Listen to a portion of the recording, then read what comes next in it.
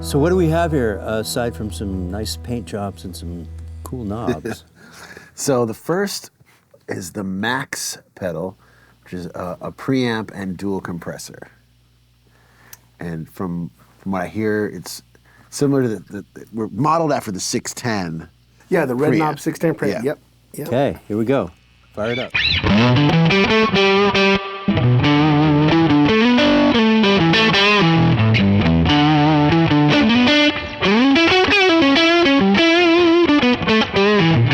Okay, so we have Max, our compressor pedal. It is actually what I think of as three of the greatest compressors. You've got Dyna, which is obviously the 9-volt red compressor pedal everyone uses. The LA2, which was the classic tube compressor. And then at some point in the 70s, the 1176 came along, which is the black panel, or if you were really cool, you had a blue stripe one. Solid state, fast attack, punchy. And they all three have a different character. You get this crispness of the 610, I get the fast attack of the 1176, and then this blooming soft warmth of the LA2. And for a DI'd guitar sound, that's like the coolest thing ever, is to have this multiple stack of stuff. And then having that also in a pedal that I could slam in front of a guitar amp is another way to get that sustain. Sometimes you want it to sound like it's compressed, sometimes you just want it to sound like you're naturally breathing. And compressors can do that. And sometimes you want them in your face, sometimes you don't want them to sound like they're there at all. So hopefully this pedal has those three flavors, plus that you can run 2 sets of them. There's a whole lot of rope to go crazy with. So I'm hoping that all of this sort of makes sense when you turn dials, because there's no wrong setting, there's just whatever feels good under your hands. I've always been chasing a sound, and that sound wrapped around a playing style can radically kind of change your identity as a player. And I think half of Nashville probably doesn't leave home without a compressor in their backpack, honestly. Okay, you're switching now to the LA2A. Okay. And I'll switch it to the 1176.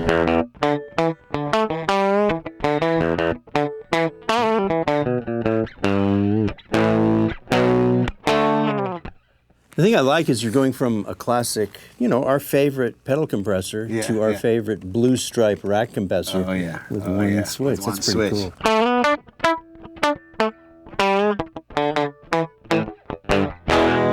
Okay, now we can double compress because we have the same Yeah, the same beasts set on the right side. on the right But you side. can also change it up and say, leave the left side 1176 and put an LA2 on the right side. Right. All right.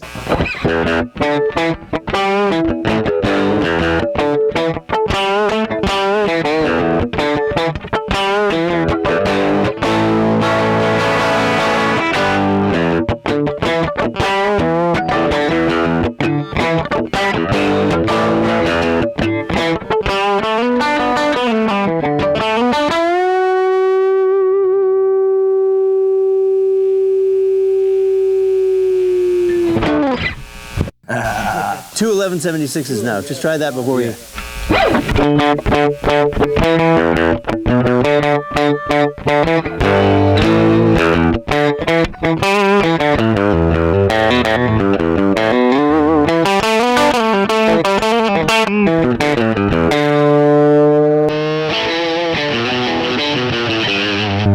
Ooh, that's cool. You can take the red 610 out of both of them. If you turn it all the way counterclockwise, it'll take the 610 out of the circuit. Okay. Then you'll have clean double comps if you want to do that. Right. So if we pull this all the way over. Yep.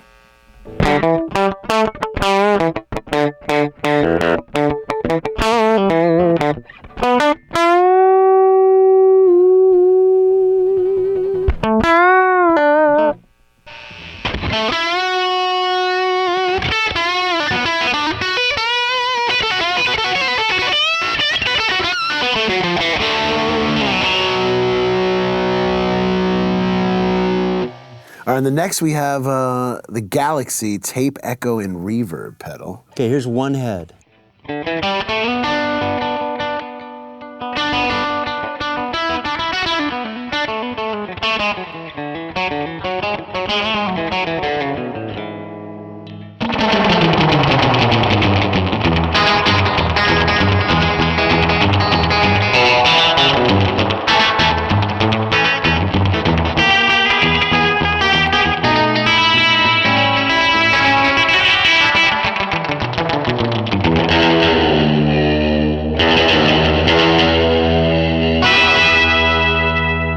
So let's talk about Galaxy. Galaxy, in its own special way, is probably this one-stop, I hate to say rockabilly, but you immediately get this cool slapback tape echo thing, but also the spring tank that's kind of buried in there. One fun thing that I was kind of playing with now was just cranking up the spring and getting 2 of the heads. So I did have someone ask me, like, well, what makes that delay different than other delays? And that, like, we talk about like standard like EP3 type of delays. That's usually a record head and a play head and a single plate head, as opposed to these units that actually had 3 play heads. So what you end up with is a note coming in and then repeat, repeat, repeat, and they're all as loud as the other note. So you end up with this dot, dot, dot, dot kind of sound, which if you hear me as I'm playing, you hear dot, dot, dot.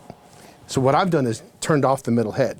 So I got one quick slap repeat and then one guy showing up a little bit later. And you can't do that with other delays. That's what made this sort of sound very unique. There's a lot of players like Brian Setzer who like won't do a show without this specific delay. It's really crucial to have that slap and that little extra guy back there. And being able to do that is what makes it sort of special. Plus the spring, I mean, who doesn't like spring reverb?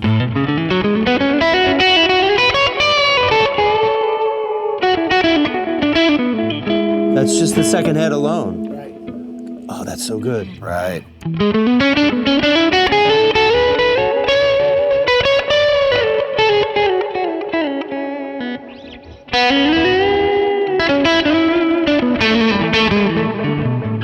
That's good, isn't it? Wow. Another fun thing is on the pedal, using the app, you can use the tap tempo also as a way to give you infinite sort of repeats. I can actually hold a chord, hit that button, and it'll kind of fly off into space.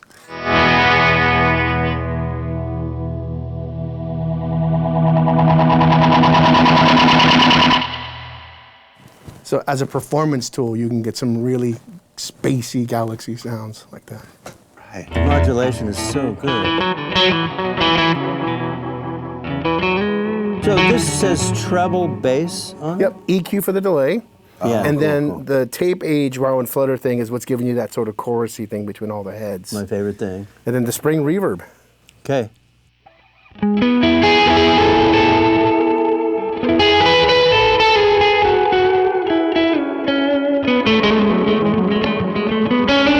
then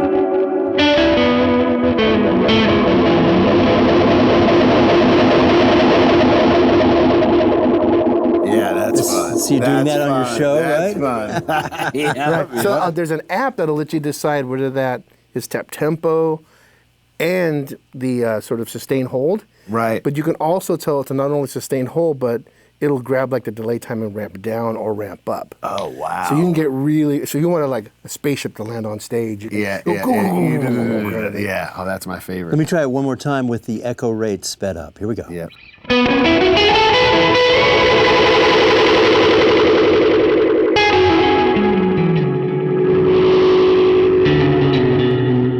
Now really slow.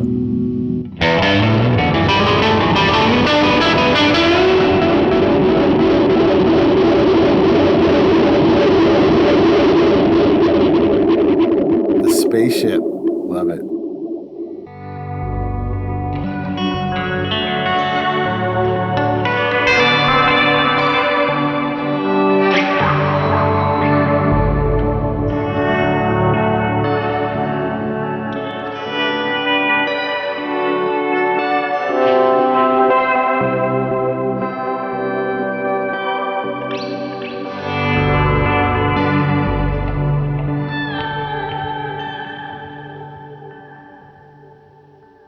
What is Delverb?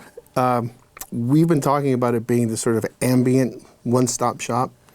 And one of the things it definitely does is delay and reverb, but it's not one sort of period of delays and reverbs. It's sort of the greatest hits. So you have to imagine if you took our Starlight and our Golden and sort of super glued them together, what could you do with that in a single stomp box? So one of the things I was playing with is this analog bucket brigade delay that's also what we call clock swinging. So it's like somebody taking the delay time and swinging it perfectly in octaves. And then that going into a 224, which is the classic studio reverb, which, you know, every console have one of those white controllers on the desk. That and a long ambient space, all in stereo with analog dry. I turn on one button and it just becomes that. But I can also take that and go, well, I kind of just want an EP3 tape slab and a spring reverb. It'll do that too. Reverb on one side, delay on the other, am I right? All right. Reverb.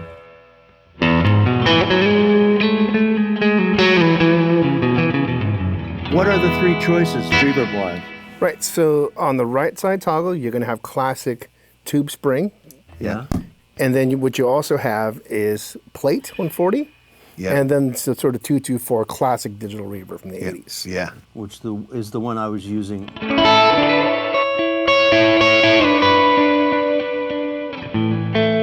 It's the one I like. That's the one I'm using on mine. Wow, that's dreamy.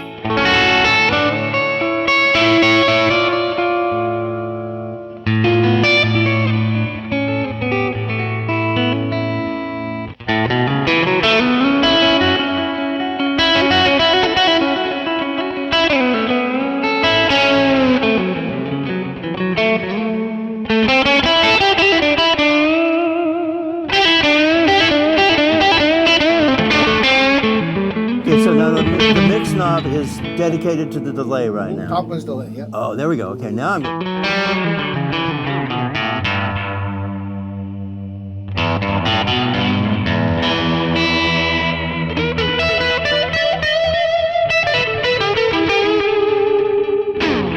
Wow. Yeah, that's got that Hendrixy. Dimensional. Oh man.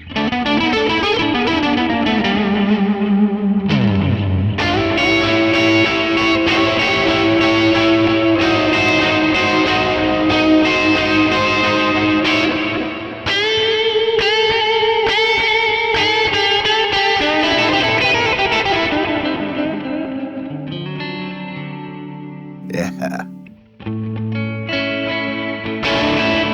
So here on the delay, tell us about these three options. So with Delverb, on the delay side, you have the three classic types, which is digital delay, which is what goes in, what goes out, sounds exactly the same.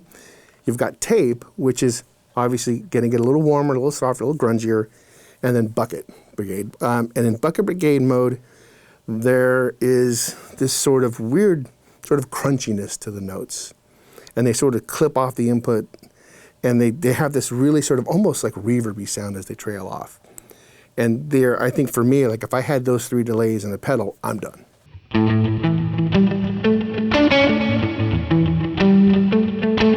So if you put that with like the spring echo, that's like classic 60s, 70s, like tape echo, spring reverb. So they're kind of paired together too. Right, so you've got tape echo, spring, you've got this bucket brigade thing with an EMT, and then you go full on digital delay, digital reverbs. Right, so they're almost paired that way too.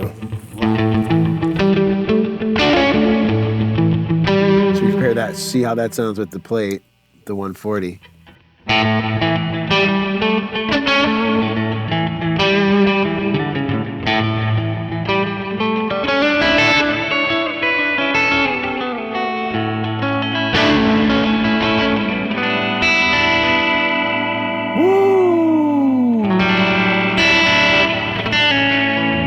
Always searching for that modulated delay. It's got that chorusy thing that's not quite chorus, you know?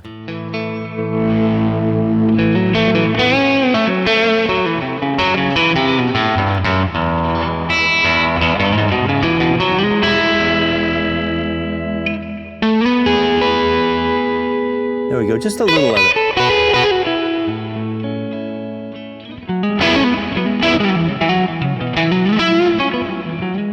could almost give up my golden and my starlight You for could. this.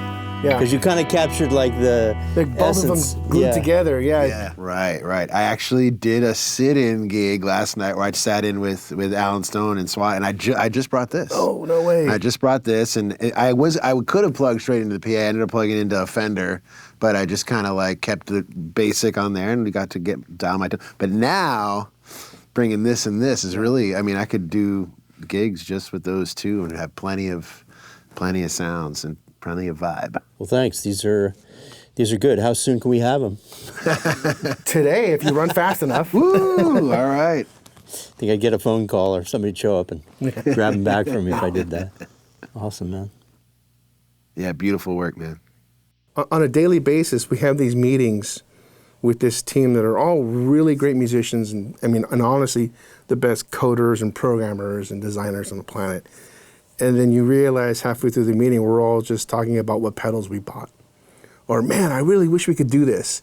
And then, maybe the next night you realize, like, hey, dude, you want that? I can make that for you. Let's code that up for ourselves. So we're constantly making ourselves custom things. And sometimes the excitement comes from, hey, man, I think we should tell everyone we did this and make this because this is awesome. And you find that it's less about some official meeting where if we make the best tuner in the world, we can take over the market. No, it's usually someone going, dude, I made this last night for me, and you should check this out. It's super cool.